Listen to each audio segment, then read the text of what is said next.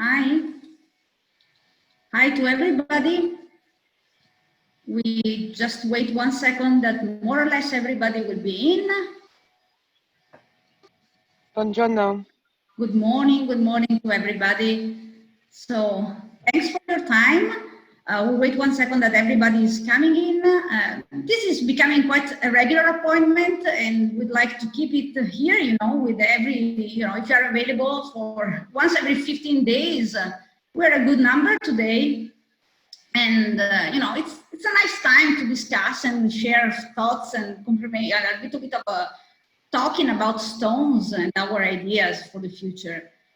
Well, let me introduce myself because I know some of you don't know me. So my name is Mariavittoria Grassi. I'm one of the owners of Grassi Pietre. There's also my brother with me here, Francesco, if you want to say hi. Hello, good morning. I'm here. And there is also Marina. She's just helping me with the technical part.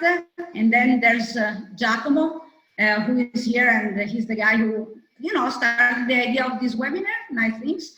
And we still have Giorgio Valentini with us that is connecting from New York area.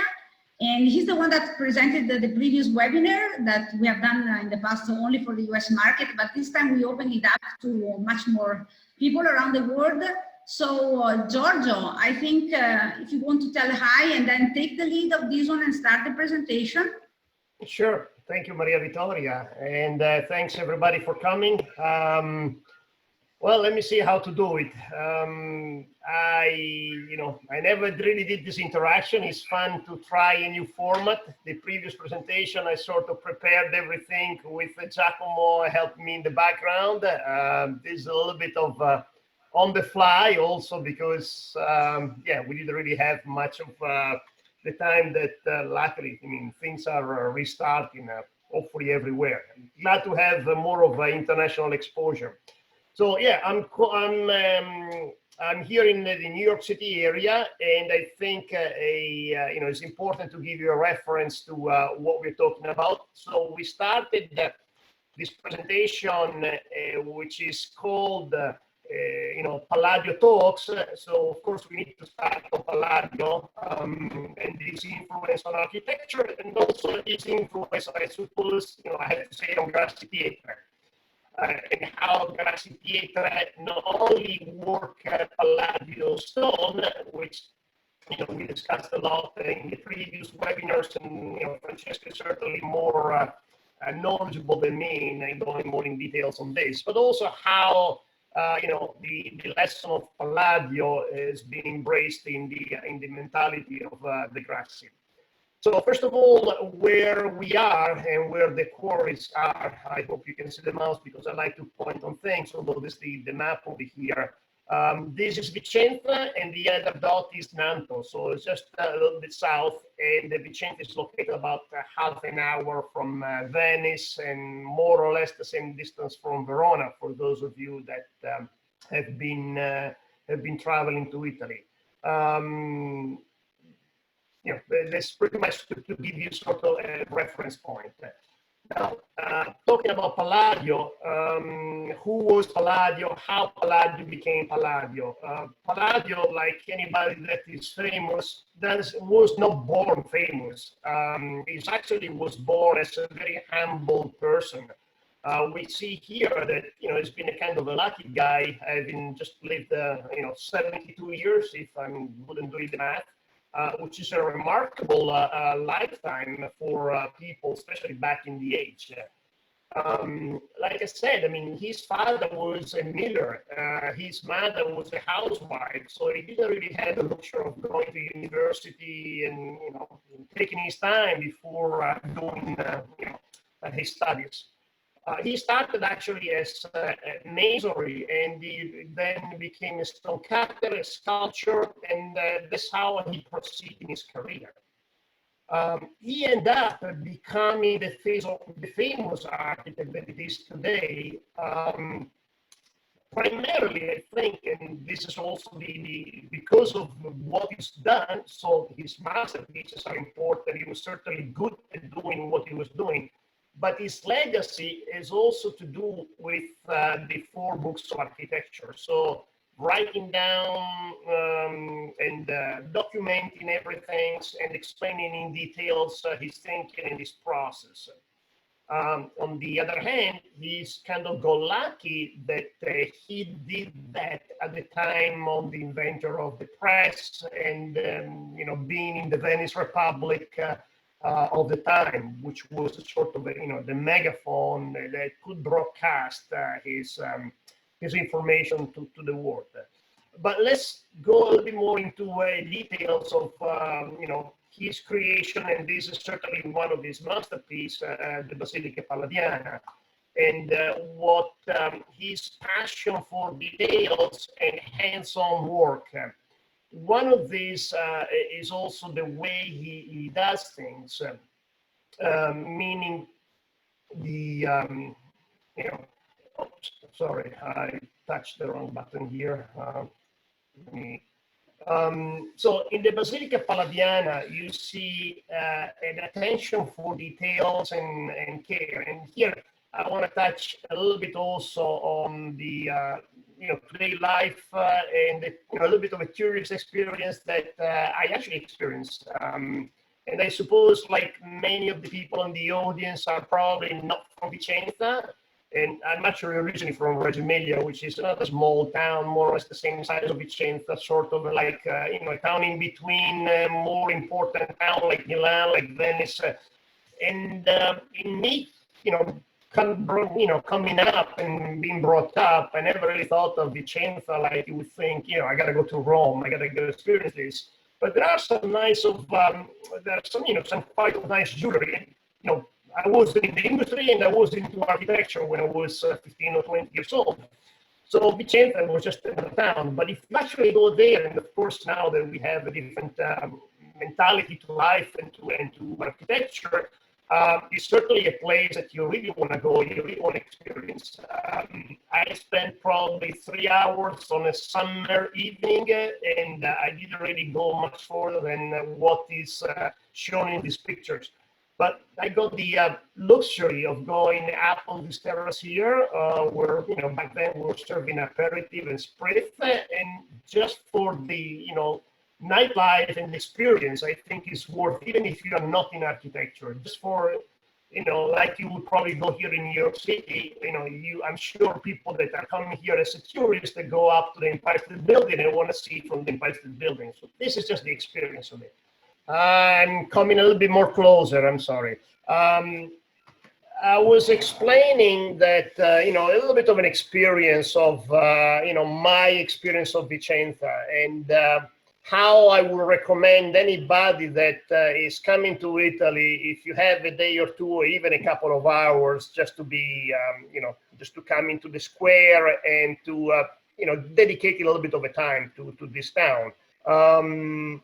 Talking about the Palladio and the architecture of the Basilica, you can see some of the details and the care that Palladio has done. In particular, here is the Serliana, I never know how to translate the Serliana window, which is a way of architecture that was not really invented by Palladio, but Palladio embraced a lot in creating this symmetry and these shapes in his buildings.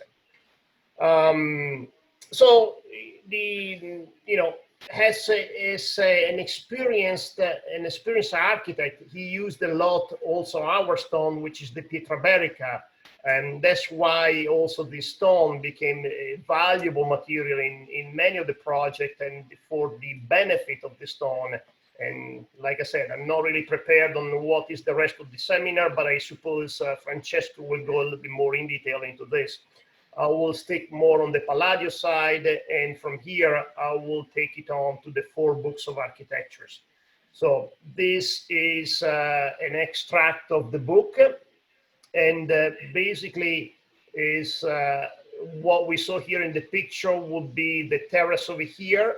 And my recommendation, if you are going up there, take the experience of, when I did, it was probably 7 p.m. just for the aperitif because it was already closed. I would recommend you to, if you have the time, to go like in a late afternoon so that you can actually walk inside and you will see that the Palladian basilica was actually built on top of an existing structure. I believe was a Roman structures. And they also talking to some of those guardians that we'll see in the buildings, there's a storytelling, that will probably point out to few scribbles and drawings that are, named to be Palladio scribbles, where he was actually teaching the masonry how to interpret his drawing, because like we said, Palladio, first of all, started as a masonry himself, so understand the challenges and the needs of people that need to interpret the drawing. It was not just a theoretical one that was drawing and sending the file to to the construction crews. So this is also an important aspect that we also try to embrace and to do, sort of how to convert the project into reality. What are the challenges? How we cut the stone and so forth. These books are particularly important, had a great influence worldwide, and in particular in the United States. He's been lucky because Jefferson, which, for those of you that are not American, I'm sure you know that has been a president in the United States, and it's been actually one of the founding father of the Constitution. But there was also an architect, and he studied the 4 books of architecture, and he actually claimed them and called them his Bibles. To such an extent that in a few trips that Jefferson did to Italy in the 1700s, so again, it's not like jumping on a plane and coming over here. He didn't even go to see the architecture of Palladio, because he said that he didn't need it. He studied everything in his book. He knew everything into that. So, and this is how, the influence of Palladio, are affecting the design of building like the White House, the Capitol buildings, and many others. We cover pretty extensively these aspects in the previous webinar, so I don't want to stay too much into discussing this. But what I'm saying here is, again, and going into the next slide, is how we interpreted this, his work. Not the least the attention to the budgets. Palladio did most of his work in Vicenza, that back at the time it was sort of like like I said at the beginning, New York City and Jersey, Paris and the rest of France, maybe London and the same thing. There's a little bit of snobbiness on looking down if you are an important town or city versus the others. And certainly Venice back then was, the capital of the Mediterranean, was one of the major marine empire, was trading with the Far East. So he had, Venice had a lot of money and capital coming all over the place, a lot of aristocracy, a lot of trade. So the architect there could afford the project that, Palladio could not afford. Palladio was probably in the position like my architect when I renovated my house, where I told him, hey, listen, this is the money. If you spend so much on the foundation, you don't have the money to spend on the wall or on the roof. So he had to be very careful. And it's the same attention that we pretty much have nowadays. I suppose most of us are not really working with the Renzo Piano, the Norman Fosters, and all these star architects that have a limited budget, but we all have architects, or we are, you are architect working with clients that are telling you, hey, this is so much we can do. So attention to details and attention to how to minimize the wastage and make the best of it is certainly very much ingrained in what we are doing. Now, we'll present you the showrooms, and this is a shot of how it was in 2017. And I think at this point, I will leave with this premise to Mariavittoria. They will take you into how we transform this into what is the showroom that was grand opening a few weeks ago, I believe. And you know, I'm enjoying, like all of you, finally the presentation. So Mariavittoria, if you want to take it from here. Thank you so much, Giorgio. I'm going to stop screen sharing so that you can use your... Let me just see if everything goes here. Okay, it's coming, and that's way, okay, let's see if it goes. Okay, we'll go back there. So we were here, you know. So Giorgio, thanks for the introduction, and that's where we arrived.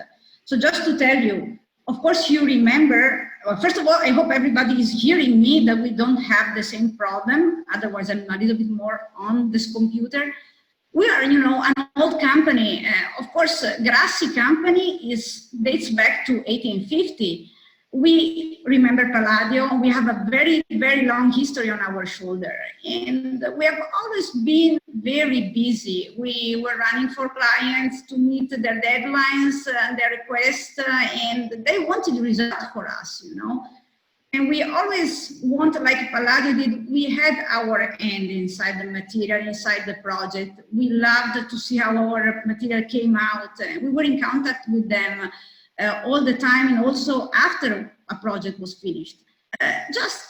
We were already stone contractor, but we were used to describe ourselves as normal quarries and marble production people. I mean, we didn't have time to elaborate, to explain to people that we were problem solving for a project. And that's just something that, you know, we were just understanding slowly, and that's what we did. So the situation in 2017 was we had this showroom, and let me just explain you how we arrived to this one. We started since 2007 to collaborate with Marmomac. Marmomac is a very important show that happens in Verona, here in Italy, and they put us each year in contact with a different architect. Each architect designed for us basically a booth, and we produced it. That was a special project. For us, of course, it was a challenge. Each year we had to do it in time, and of course, you know, we had to pay for that. It's a really nice project. Let me show you some more. That's another one that we did. But at the end of the day, what were we doing with this material? Produced, installed for a show, and then it just stayed inside some crates, you know. So we had an idea. We had a piece of our plant that was not very big between the main plant and our office. And we had the displays. We didn't have a clear idea of what to do inside. And we just started putting some material inside. So one piece here, one piece there, really, really nice pieces, one by one. But there was really not a clear idea of what we wanted to do here. So we had some sculptures, we had some modern pieces, we had some really nice fireplaces there that, by the way, we used also. We made some really nice barbecues. For sure, a person who came here would have seen and understood what Pietra di Vicenza was, but they didn't understand what Grassi Pietre was. So, you know, since my brother is an architect and he's the one that always thinks about the future, and you need somebody like that in the company that thinks about tomorrow, not by today. One day he came to me and said, listen, that doesn't work. We really have to work it out. We have to think about how we present ourselves, because Grassi Pietre is not represented by this showroom. So, you know, we started a journey with him, and that ended up in our new showroom. And that was a long journey because there was a lot of production, a lot of work that was involved with this one. But Francesco, I think he did a good job, and you will see the result in a few. He will explain a little bit better what he has done for this project and what we have obtained. Francesco, if you want to take the lead of that one and go ahead and show a little bit. Yes, of course. Thanks, Maria. Thanks to Giorgio. I will say next time I have to call Giorgio professor or doctor, because now he's very, very improved the knowledge about Palladio. So I think since the period we started to collaborate, he increased the knowledge on the history. And so next time I will welcome Professor Giorgio Valentini. So of course, I think it's more nice. So of course, yes. So I will try to show you what we did. Our main things in the new showroom that we did was to try to understand what Andrea Palladio will do if he was in me or he was in us. Because Andrea Palladio started his job as a stone man. He started his job really cutting the stone every day. He was employed as a young guy when he was 10 years old in Pedemuro da Palladio, a very small workshop at that time. And so he understood the stone. He understood how to cut the material. He started his first job in the Trissino Villa in nearby Vicenza. So probably he understood the power of architecture and the power of the stone. And so sometimes when we are doing some project, when we are doing some special job, I think what we'll do really, Andrea Palladio, he was in me, or what we can do to develop the idea of the stone in our period. So since 2007, when we started in Marmomac, we try to find new expression to use of the stone. So of course, we are not doing more chapitol, we are not doing more frames, classical things. Also, if this is our history, so we are able to do all the craft on the stone, the shaping, we can do still a lot of classical things, but we want to try to be contemporary. So the style that we search in the new showroom is something modern.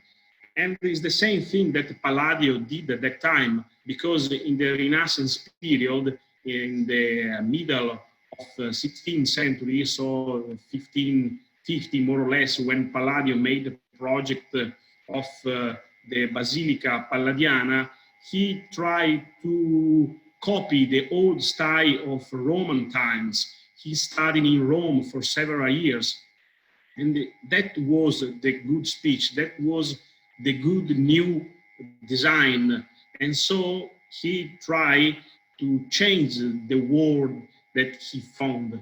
During his period, he really tried to express new things in stone. And more or less, we are trying to do something similar. So in the future, people can do, if our street was good, or if what we did has a nice expression. So speaking really about our new showroom, I want to say that first of all, our company have in the past a small production plant nearby the office of approximately 300 square meter, 3,000 square feet. And we, in that space, did really an exposition using, as Mariavittoria told you, several small booths that we use in Marmomac in Verona. After that, we understood the need to make a sort of nice place where architect can understand the stone, where architect can also work with the stone, a small workshop where people have to touch the material, because there is no chance you need to touch the stone. There is a lot of things that we can share, like now by internet. No, we can send video, we can send a lot of things. But one thing is to see a picture, another thing is to touch a really sample. No, everybody, as you, an architect, want to match the sample, want to understand the really power of the stone, want to see the stone in the front, in the back, in the side. You have to touch it, otherwise there's no chance to understand the real power of the stone.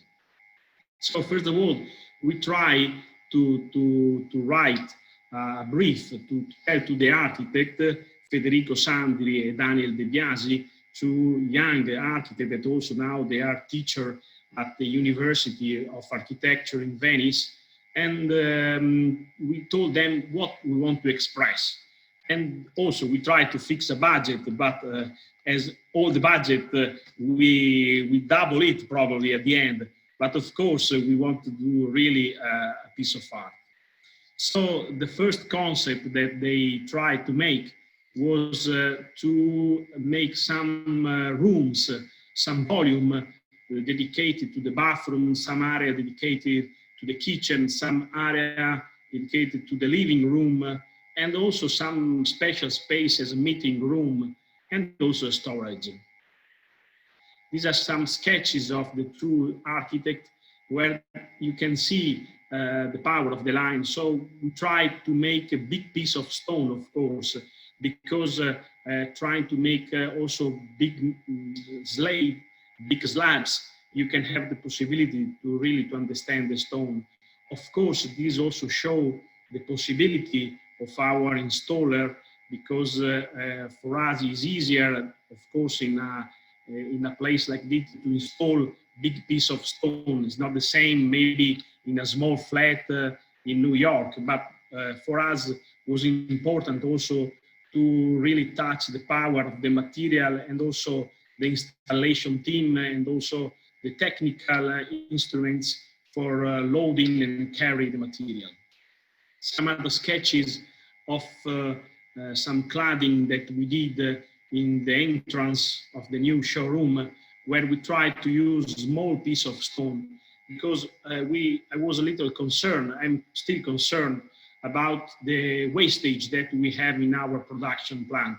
We have 6 quarry, and we quarry, for example, approximately 5,000 cubic meter of stone every year. But probably we lost half of the material during the process. This is really a pity, because all the architects usually want big piece of stone, and they want custom sizes. And of course, we have a lot of wastage during the cutting of the slabs in our production plant. So we try to create some pattern with smaller sizes to use also some wastage. And after you will see the beauty of this composition. This is the empty place. This is the empty shed where we want to make the showroom.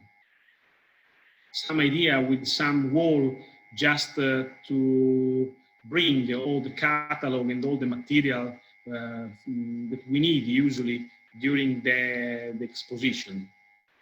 This is a very nice wall that is very contemporary. It is a sort of wall where we put a lot of slabs of the material, different pattern, different finishing. And this is with the backlight is something what you see in the back of me, and this is very nice, and probably it's something that we are recognized all over the world. The first volume, the second volume with the meeting room, the third volume with the bathroom, and the fourth volume with the pattern, with the special small, we can say, big mosaic. This is the empty place in September 2018, when we started to make the construction. We decided to make all the structure with steel frame. This is perfect for earthquake, and also this is perfect because you can maybe in the future dismantle, you can disassemble all the stone, you can disassemble all the plasterboard panel and start again to make have an empty space. Some other picture of the structure, some special picture of the steel structure that carry the wall that I have behind me. Some particular job of the installation. As I told you, we have the craftsmanship, we have also the installer, fixer that can bring heavy pieces, and of course it's not easy to load maybe special piece of stone like the top of the bathroom, of the bathtub, that was a 3 meter by 2 meter in one only piece. Some other picture during the process of the installation, and also here we did a special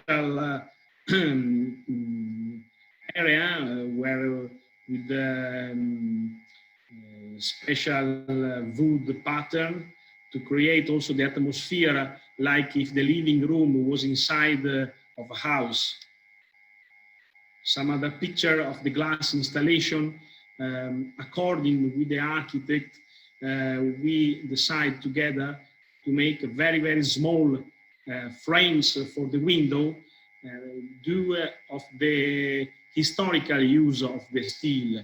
In a lot of factory in 18th and 19th century, the steel frame was very thin, just few centimeters, because the steel was very expensive. And so we try to make the same things, but with safety glass and also with correct installation of the steel and also of the glass. But the idea was to try to find the same way of using the steel and the glass like in the old factory of early 19. In the meantime, when we was doing also we can say the construction of the new showroom, we was processing all the stone that was that have been shown here in the showroom. So big bathtub and big sinks and piece of furniture. So I think that you understand a little how is the new showroom. And now is the time, the correct time, to show you a small video where you can see all the picture together. And as an entrance gate, we decide to use a special wooden door made by peach pine beams that was used for a lot of years in a bridge saw. Is the machine for cutting the stone. When you are cutting the stone with the blade, you sometimes cut also the benches where the stone is laid.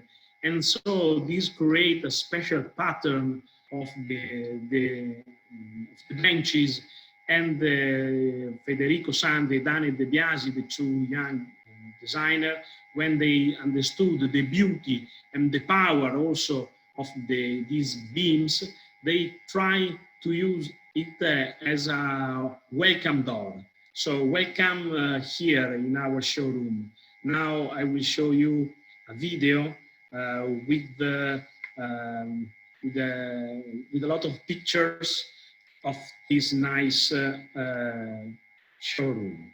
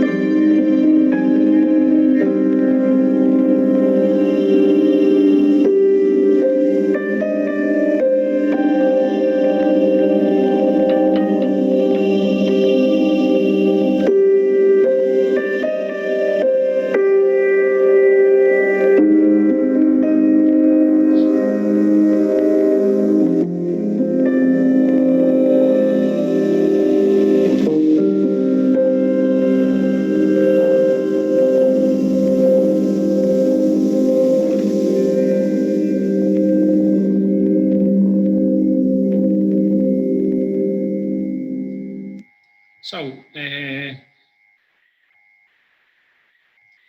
I think you have seen a little about the showroom. Now I will show you better, step by step, all the pictures, so you can understand better how is the really the surface. And first of all, sometimes I think what means to make project. And I think to what they told me in the school of architecture, make a project means proiettare in Latin. So mean to throw away, to think ahead, to understand what will be the next step, what will be the future. So in this exposition, we try to show the new expression of the stone, as I told you before. It's not easy to find new solution, but probably we mix here not only stone, but also we mix the steel, we mix the glass, we mix a lot of the oak, we mix beams and ceiling of wood. So sometimes I think is the really research in architecture, in the design, mixing the material. And also it is not easy to mix the things in a restoration, because as Palladio did, he restored the Basilica Palladiana involving the Loggia Formenton, that was the building that was before. And so more or less we did the same, but sort of vice versa, because we have an empty space and we try to use it and to cover the inside, but trying to respect the surrounding that we have, but trying to express as more as possible the beauty of Vicenza stone and the material that we have. So some other pictures, step by step, of the finished project. So the language is really contemporary. Now that is finished, it seems quite easy, but really speaking, it's not easy to respect all the line, because, for example, the joint has been drawing, so the joint of the flooring respect the elevation, respect the opening and the lightning. So it's like really do a piece of architecture, also if small, but really it is a small piece of art. Some other picture of the meeting room, and also on the texture, the special texture that we have created in the surface of some cladding that we have. And this is the array cladding with the backlight that really make the stone breathing. Vicenza stone was born in the sea, so it's a stone, it's a natural limestone, rich of fossils, rich of texture. And so with the light, we try to warm it. And so it's like if the fossils, we are living again on the surface of the stone. Some other picture of some details regarding the sinks, this special sink made also by Federico Sandri and Daniel Debiasi, and some detail of the flooring and of the cladding, where all the joints are matching. Some nice exposition for the sample room. It is they want to be a workshop for you. So it's a pity that now people cannot move. We want to open the showroom in April in the middle of Salone del Mobile of Milan, but of course Salone del Mobile is delayed of 1 year, but we cannot wait 1 year. And so we open the showroom like this, doing a webinar and showing you the beauty of the material and what we can do. Some other pictures of the new bathroom, some other detail of the cladding, of the marble that is matching the stone and mixing and warming together. And this is the new pattern that we try to use, saving wastage material from throwing away. So trying to mixing them with different sizes, looking to the past, but looking also to the future, because some work that we did is really simple, cutting the material in 45 degrees or making some stretches, but this can create a really warm atmosphere in an interior. Some other detail of the pattern. Sometimes I'm thinking if Andrea Palladio will be here, what will we tell about me? Francesco, you are crazy. You did mistake everywhere. You should did probably something different, something thicker, something more stable. You know, architecture is nice also because it's not the same all over the world, and it's the same because it's not a science. Vitruvio told that architecture is firmitas, utilitas, et venustas. So it's something that must be strong, but also must also be beautiful, and especially must be functional. So it's something that should create emotion, but also should be something that it must be stable and must be a sort of a clear expression of the people.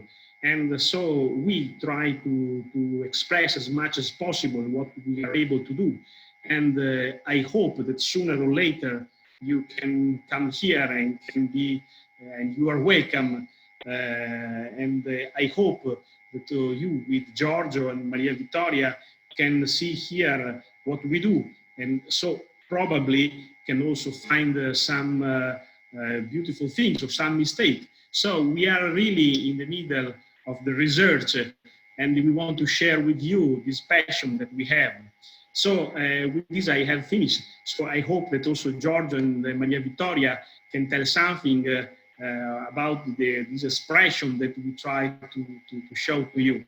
So thanks to everybody for the time, and then I leave the speech to Giorgio. Thanks, Giorgio. Thank you, Francesco.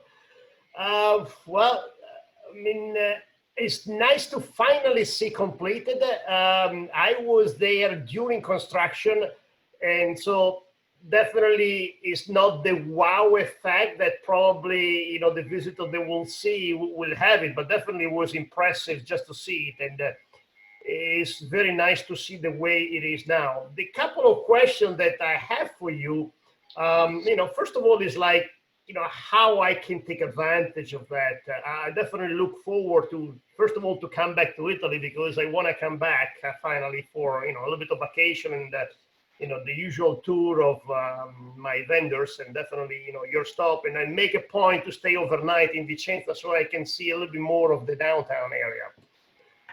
But I have a question for you. Why an architect like you have to hire other architects to do the showroom? Yeah, it's a nice question, but you know, it's hard for me that I'm also a stone man and also I'm an architect to first of all to find the time to make the project properly, okay? Because everybody is running every day to escape from a lion, no, we can say. So every day you are doing something special that you need tomorrow. So we also need a calm period, a period where you can relax and to think a little. So I spent a lot of time with Daniel Debiasi and Federico Sandri, with them to understand what we want to do. And I was trying to stop them, because as a designer, they want to create as maximum. So I tried to stop. But at the end, I leave them a lot of power, because I really understood the power of the project, and I try to save, we can say, some idea, but I prefer finally that everybody was quite free to do their own idea.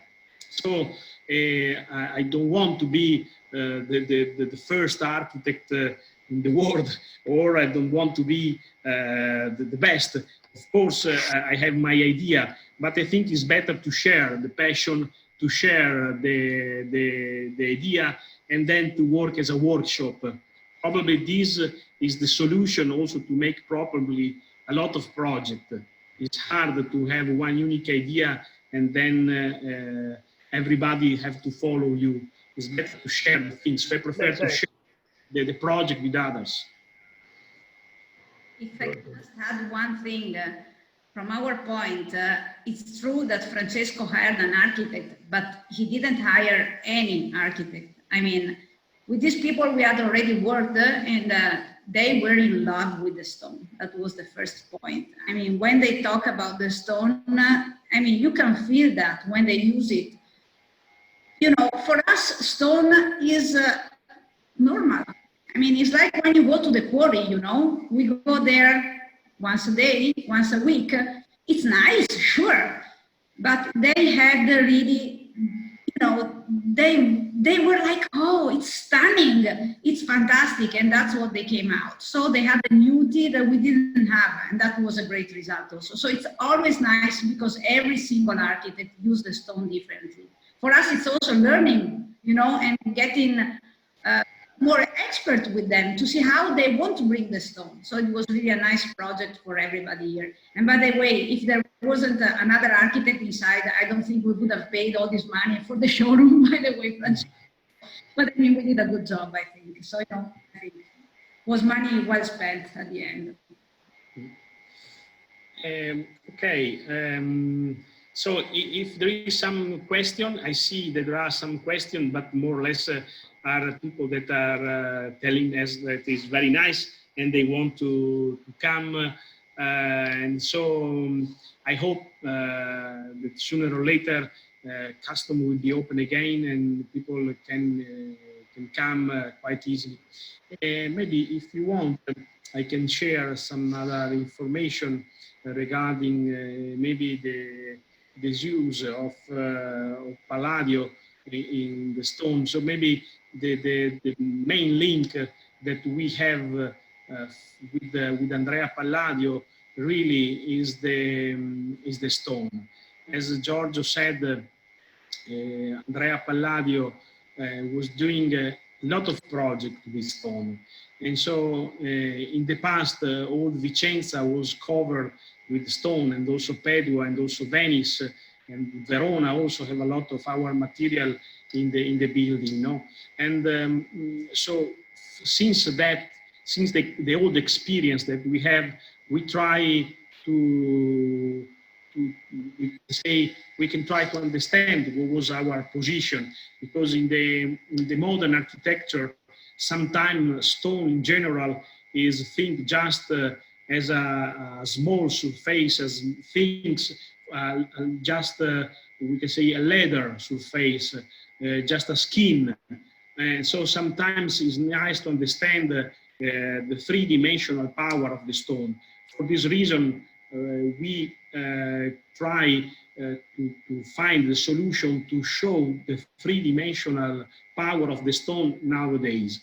Do that is no sense to create column nowadays because it's anachronistic, but it have a sense to produce special cladding or special frames in the stone with the contemporary solution, no?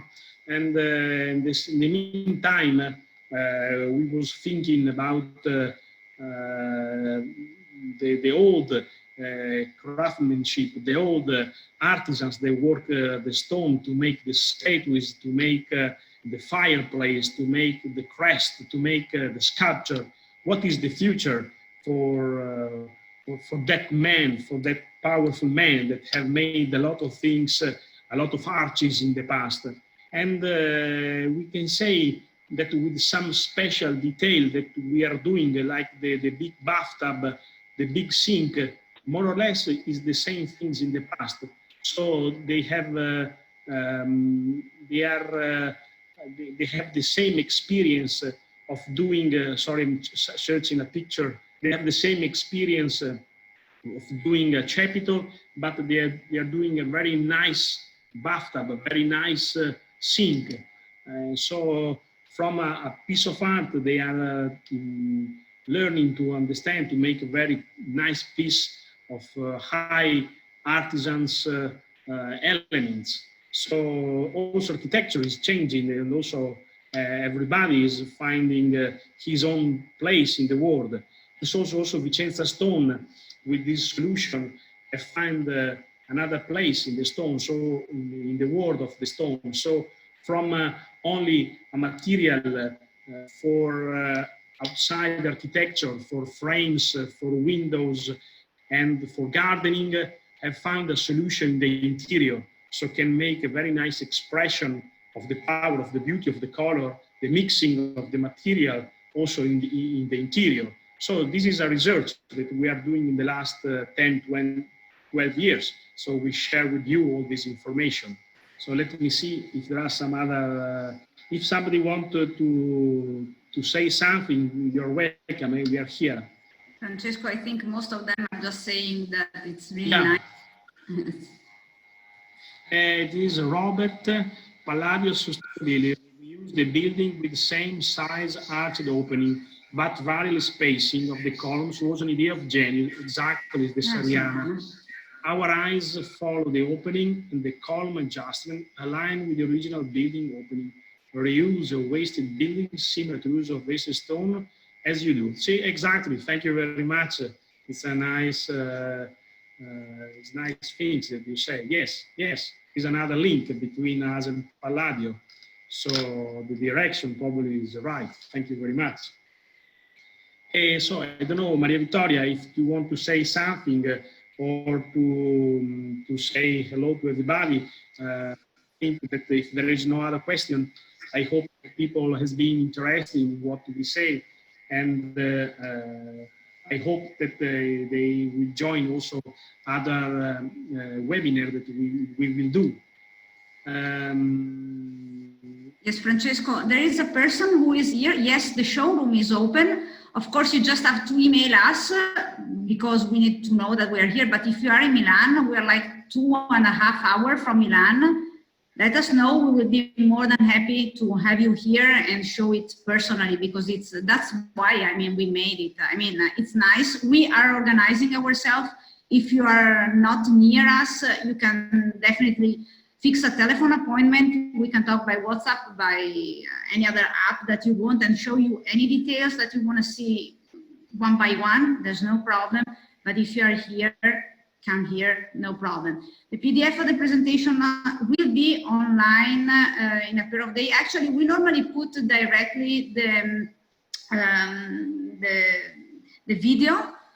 We can have also the PDF loaded. You just have to go on grassipietre.it, and in the download area, you have just to register and you can access this link. And if you want the PDF right now, if you want it today, just send me an email and I will drop it off, no problem. Well, no problem. I mean, everybody is telling that everything is fine. I hope that you enjoyed that. Thank you so much. And hopefully we'll get in touch again within 15 days. I mean, that's a timing that we have given. Hopefully we will see each other again here. Giorgio, grazie again for your time. Thank you. Thank you. I'm enjoying finally watching some of the presentation. Thanks. Not next time. Huh? Thank you so much to everybody. Thank you. Bye-bye. Bye-bye. Thank you very much. Bye-bye. Thanks. Bye-bye.